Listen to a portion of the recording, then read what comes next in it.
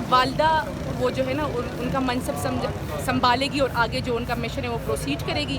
तो बड़ा टक्कर का मुकाबला होगा। और जो मैंने एक मरतबा पहले भी बताया कि इनके लिए अलार्मिंग है कि जिस मकसद के लिए इंटरव्यू प्लान, पहले प्रेस कॉन्फ्रेंस होती थी, अब इंटरव्यूज़ हो रहे थे। पहले अगवा बराए तावान होता था, अब अगवा बराए स्टेटमेंट्स होता है इस मुल्क में कि बस जी अगवा होते हैं, स्टेटमेंट दे और बाहर आए। आप पे ना कोई मुकदमे होते हैं ना कोई। आप खुद बताएं कि 9 मई की क्या क्रेडिबिलिटी रह जाएगी। एक बार आप कहते थे जी बंदा कसूरवार है, बंदे के एक फ़िल्टर लगाए हुए है प्रेस कॉन्फ्रेंस और इंटरव्यूज़ का, फ़िल्टर से निकले और बंदा फारिग। तो बड़ा अफसोसनाक है इस टाइम। लेकिन मैं कहूँगी कि उस्मान डार साहब की वालिदा साहिबा ने जो स्टेटमेंट दिया है वो इतना स्ट्रॉन्ग है और एक बहुत स्ट्रॉन्ग मैसेज है, ना सिर्फ पीटीआई के लिए बल्कि पूरी कौम के लिए। और ये जो मुकदमा है ये किसी पीटीआई के लिए नहीं है, ये सिर्फ खान साहब के लिए नहीं, ये मुल्क का मुकदमा है। और मैंने बताया ना कि इस मुल्क के मुकदमे को लड़ने के लिए इस मुल्क की माएँ, बेटी और बहनें आगे आ गई। सिर्फ आपकी 2 सवाल ऐड करने हैं। जी जी।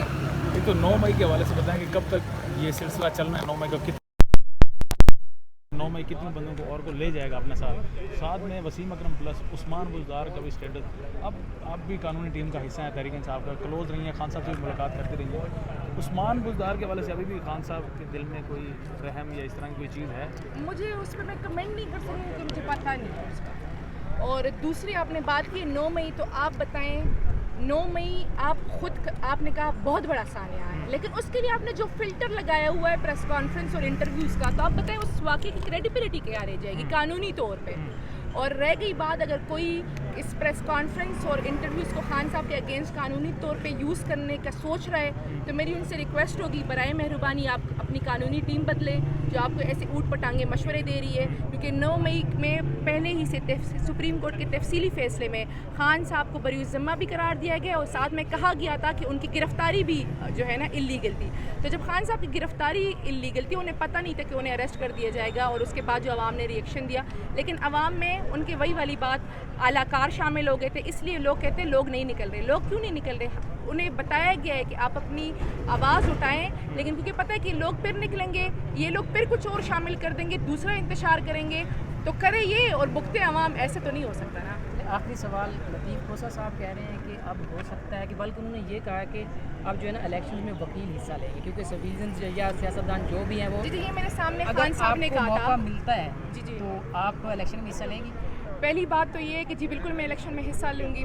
और ये खान साहब ने खुद कहा है कि वो वकीलों को टिकट दे रहे हैं और स्ट्रॉन्ग पोटेंशियल कैंडिडेट्स मैदान में उतार रहे हैं। हम इनको एक के बाद एक सरप्राइजेस देंगे। इनको अगर लगता है कि खान साहब की इलेक्शन के लिए कोई तैयारी नहीं थी, तो खान साहब की ऐसी तैयारी है कि ये चाहे जितनी मर्जी स्ट्रेटजीज इस्तेमाल कर दे, पीटीआई ही पाकिस्तान में क्लीन स्वीप करेगी इंशाल्लाह। मैडम एक सवाल और ले लीजिएगा कि अहमद अजहर साहब ने रात को एक वीडियो पैगाम जारी किया है उस्मान डार साहब के हवाले से। उन्होंने कहा है कि वो पहले भी हिस्सा थे, अब भी हिस्सा हैं और आइंदा भी रहेंगे। उस्मान डार साहब तो कह रहे हैं कि मैंने तो पीटीआई छोड़ दी है, लेकिन पीटीआई उनको यानी कि वो एक्सेप्ट कर रही है अभी भी उनको। जिनका प्लान था ना उस्मान डार साहब के इंटरव्यू को, उनको अभी तक समझ ही नहीं आई कि उनके साथ हुआ क्या है। उनकी माँ जी ने स्टेटमेंट दी है, वो उस्मान डार साहब के इंटरव्यू पे ज़्यादा बारी था। और जिन्होंने छोड़ना था वो स्टार्ट में छोड़ गए, जिन्होंने 5-6 महीने जुल्म जबर बर्दाश्त किया, आपको नहीं पता कि उनके साथ क्या हुआ होगा कि वो इस नहज पे पहुँचे हैं कि उनकी माँ जी पे अटैम्प्ट हुए, असफिल्ला उनको रेप की धमकियाँ दी गई, उनके घर की चारों चार दीवारी पामाल की गई, उनकी बहनें, बीवी, बच्चे सब दरबदर हुए, फिर भी वो खड़े रहे। तो आप सोचें कि अगर इस नहज पे वो पहुँचे और एक रिकॉर्डेड इंटरव्यू के थ्रू उन्होंने ये सारे कन्फेशन किए, तो उसकी क्या क्रेडिबिलिटी होगी। तो इस टाइम तो इस पर कमेंट ही नहीं करना, क्योंकि मैं कहती हूँ ना कि जो उनकी जो प्लानर्स हैं, उनकी जो रही सही कसर है, वो खुद ही अपनी रही सही कसर जो इमेज है वो खुद ख़त्म कर रहे हैं। Thank you. जैसे कि इमरान खान साहब का आज बर्थडे है, पूरी कौम वो बर्थडे की खुशी मना रही है। पूरी कौम का बच्चा, बूढ़ा, औरतें, जवान, औरत, मर्द, सारे पाकिस्तान आज इमरान खान का बर्थडे है वो मना रहे हैं। इमरान खान साहब अगर ये चाहते हैं कि यहाँ पे केक ना काटा जाए तो कोई बात नहीं है। इमरान खान साहब पूरी कौम के दिलों पे लिखे जा चुके हैं। इमरान खान साहब के लिए पूरी कौम का एक एक बच्चा, बूढ़ा, बुजुर्ग अपनी जान का नजराना देने के लिए हाजिर है। बाकी आपने मुलाकात की बात की, खान साहब एक उम्मत मुस्लिमा के लीडर हैं। वो कोई कठपुतली सियासी लीडर नहीं है, वो कोई मफाद परस्त टोला जो हमारे पुराने सियासतदान PDM के सियासतदान जिन्होंने मुल्क को लूटा है, इमरान खान में और उनमें ज़मीन आसमान का फ़र्क है। वो जब उनको बंद किया जाता है तो वो सऊदी अरब से मदद मांगते हैं कि सऊदी अरब वाले शहजादे आएँ और हमें जहाज़ों में बिठा के ले जाए। ये इमरान खान है जिन्होंने बोला है कि मैं अपनी कौम के लिए, मैं अपनी हकीकी आज़ादी के लिए, मुझे अगर 10 साल भी जेल में रखे तो मैं रहने को तैयार हूँ, लेकिन मैं गुलामी कबूल नहीं करता। ये जो इनका ज़हन था कि इमरान खान साहब को जेल में डाला जाएगा तो ये अपने मकासद में पूरे हो जाएंगे, ये अपने मकासद में नाकाम हो चुके हैं। इमरान खान साहब का स्पिरिट बहुत हाई है, उनका जज्बा बहुत हाई है, और वो ये जज्बा कहाँ से लेते हैं? वो अपने मज़हब से लेते हैं। वो कुरान पाक की तिलावत करते हैं। आप में से कोई भी बंदा अगर जेल अथॉरिटी से किसी का राब्ता हो, आप जेल अथॉरिटीज़ को कहें कि अल्लाह को हज़र नाज़र जान के सच बोलो। इमरान खान साहब 9 बजे से लेके 12 बजे 12:30 बजे तक कुरान पाक की तिलावत करते हैं, और उनका जो वो हौसला है वो कुरान पाक से वो डिराइव कर रहे हैं। उनके अंदर किसी तरह का खौफ नहीं है। मैं इस चीज़ का आई विटनेस हूँ कि इमरान खान साहब को जब गिरफ्तार किया गया गैर कानूनी तौर पे, उन्होंने सबसे पहले एक ही डिमांड की। उन्होंने कहा कि मुझे कुरान पाक चाहिए, अहदीस नबी की किताबें चाहिए, इस्लामी बुक्स चाहिए। मैं वो किताबें पढ़ूंगा, कुरान पाक की तिलावत करूंगा। मुझे ये जेल से कोई खौफ डर नहीं है। लिहाजा आज कौम समझ गई है कि सच्चा लीडर कौन है और ये बनावटी लीडर कौन है। आपकी क्या उनसे गुफ्तगू है? देखें, एक वकील और क्लाइंट की जो गुफ्तगू होती है वो तो हमारे लीडर भी हैं, लेकिन हमारे साथ क्लाइंट भी हैं, वो तो सारी गुफ्तगू शेयर नहीं की जाती ना।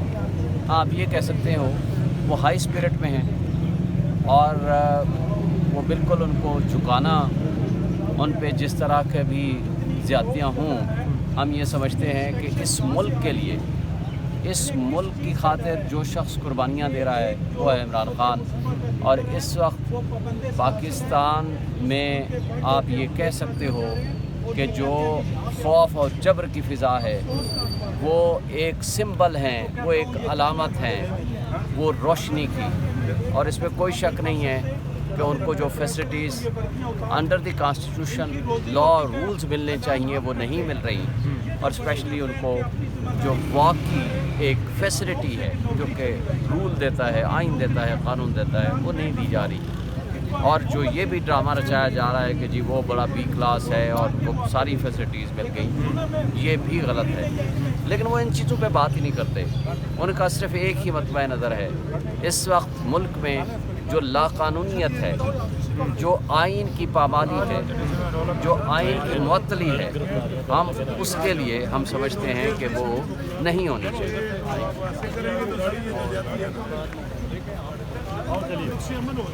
खान साहब की तबीयत के हवाले से भी आप बता दें कि तबीयत उनकी इस वक्त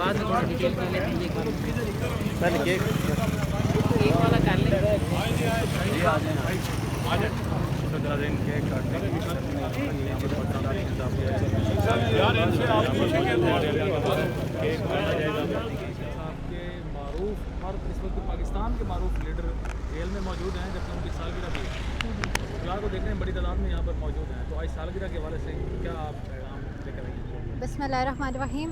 उससे पहले भी आपको मैं याद करूँ तो आज टीचर्स डे है, तो पहले तो सारे जितने भी हमारे टीचर्स हैं उनको सलाम। और आज उनकी वजह से हमने ये यूनिफॉर्म पहना है। इस यूनिफॉर्म में इतनी पावर आई है कि हम यहाँ तक आए हैं। फिर एक और यूनिफॉर्म आप हमारे पीछे देख रहे हैं कि उनके पास इतनी पावर है कि वो हमें रोक रहे हैं। इसके अलावा एक और यूनिफॉर्म है जो सॉफ्टवेयर अपडेट करने में बड़ा माहिर है, जिस तरह IT के लोग हो गए, आप पता नहीं किस तरफ लेके जा रहे हैं। इस तरह कुछ इलाज भी बहुत अच्छा कर लेते हैं, जैसे हमारे डॉक्टर्स हो गए।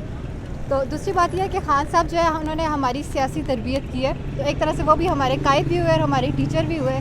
और ज़ाहिर आज उनकी सालगिरह है, तो उनको हमारी तरफ से सालगिरह मुबारक, और कौम की तरफ से सालगिरह मुबारक, वकीलों की तरफ से। और हम जो है एक तरह से खुशी भी है कि हम यहाँ तक पहुँच आए हैं, चले यहाँ तक ही सही, लेकिन यह है कि वो यहाँ ना होते तो ज़ाहिर हमें और अच्छा लगता हमेशा की तरह। तो फ़िलहाल तो कौम की तरफ से मुबारकबाद। कौम की तरफ से मुबारकबाद। आप कानूनी टीम की भी मेंबर हैं, ILF के साथ हैं, कानूनी टीम इस वक्त क्या कर रही है? खान साहब क्यों अभी तक सेंट्रल जेल में हैं, या कानूनी टीम की कुछ खामियां हैं, या केस इतना तगड़ा है? देखिए, बीइंग अ लॉयर स्टूडेंट मैं आपको बताऊं तो एक तो यही बहुत गैर रवायती तरीका है कि आप 200 FIRs किसी एक बंदे पे कर रहे हैं। और उसके बाद एक हमारे कौम का अलमिया ये है कि जो भी एक दफ़ा हिस्सा बनता है हमारी पार्लियामेंट का, तो जब प्राइम मिनिस्टर बाहर आता है तो उसको कैदी नंबर खुद ब खुद अलॉट हो जाता है। वोट की ताकत से, वोट के नंबर से वो जाता है, जब बाहर आता है तो कैदी नंबर लेकर आता है। एक तो ये हमारी रवायत 75 सालों से भी जारी है। फिर 200 केसेस का मतलब ये है कि आप सामने पता चल रहा है ये फैब्रिकेटेड केस हैं। इतने ऐसे भी केसेस हैं जिनमें खान साहब इधर मौजूद ही नहीं थे। वाक़या होता है कोयटा में FIR होती है खान साहब पे, वाक़या होता है गिलगित में FIR होती है खान साहब पे। बहरहाल फिर भी आप देखें ILF की टीम की जहाँ तक बात है कि हम लोगों ने प्रायोरिटी पे कोई खातून इस वक्त जेल में नहीं है भरकर, बाकी जितने भी थी हमने 1400 जो है बेल्स करवाई। तो ये ज़ाहिर है PTI की जो टीम है वो एक्टिव थी तो ये सब हुआ। जहाँ तक रही बात खान साहब की, खान साहब हमने देखा था कि जनवरी से लेके और जब तक उन्हें उस वक्त उनकी सेहत भी ठीक नहीं थी, उन्हें बुलेट लगी हुई थी, इसके बावजूद वो अदालतों के सामने खुद को सरेंडर करते रहे। फिर करते करते करते 9 मई का वाक़या हुआ, फिर 5 अगस्त आई, तो वो सिलसिला जो है ये तो तकरीबन मेरे ख्याल में ना करते 10 महीने गुजर गए इन सारी चीज़ों को। तो वो पहले ये था कि हम खान साहब को देख लेते थे, मिल लेते थे, जो भी होता था हम इकट्ठा फ़ाइट कर लेते थे। वो एक शेर है ना कि उसका सोचा भी ना था अब कि जो तन्हा गुजरी, वो क़यामत ही गनीमत थी जो यकजा गुजरी। उस वक्त तो ये था कि हम खान साहब को कोर्ट में देख लेते थे। अब जब जेल के अंदर ट्रायल है, वो लीगल है या नहीं है, ये हम सारों के लिए एज अ वर्कर या एज अ वकील हमारे लिए ये एक परेशानी की बात है कि हम दूसरे पे डिपेंडेंट है कि वो बाहर आके हमें बता दें कि खान साहब कैसे हैं। लेकिन फिर भी जो है हम लोग कौम को यही कहते हैं कि ज़ाहिर मुश्किल वक्त है, हम सब के लिए भी मुश्किल वक्त है, हम अपने हिस्से की फ़ाइट कर रहे हैं, आप अपने हिस्से की फ़ाइट करें। उस्मान डार साहब ने पार्टी छोड़ी, उस हवाले से हाँ, देखिए कल मैं इंटरव्यू देख रही थी और एहतियातन जो एंकर के साथ कामरान शाहिद साहब उनसे हर सवाल उन्हें, हर बात उन्हें याद करवा रहे थे इन केस अगर उन कोई पॉइंट ही उनसे मिस ना हो जाए, ये वाला हिसाब था।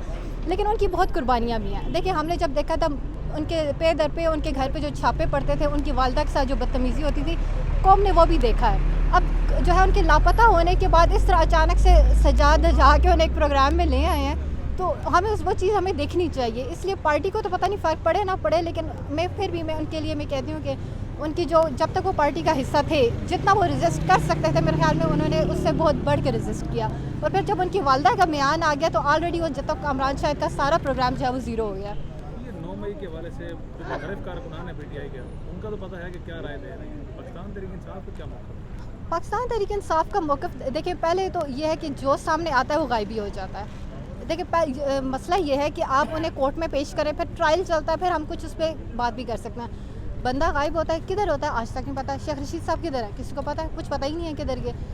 इमरान रियाज साहब 5 महीनों बाद सामने आते हैं। जो एक प्रॉपर जो है ना कॉन्स्टिट्यूशन की अम्ब्रेला के नीचे ना जो है एक इंस्टीट्यूशन है ना, आवाम आ रही है, फिर इस किस्म के इश्यूज़ तो आएंगे। फरूख हबीब के बारे में भी खबरें आ रही थी कि वो भी PTI छोड़ गए, उसके हवाले से कुछ है? अगर बिल्कुल जैसे और भी लीडर जैसे छोड़ जाते हैं, देखिए प्रॉब्लम ये है ना, आप उन्हें कोर्ट देखिए अगर उन पर केसेस हैं, उन पे केसेस आप उन्हें कोर्ट में पेश करें, ठीक है।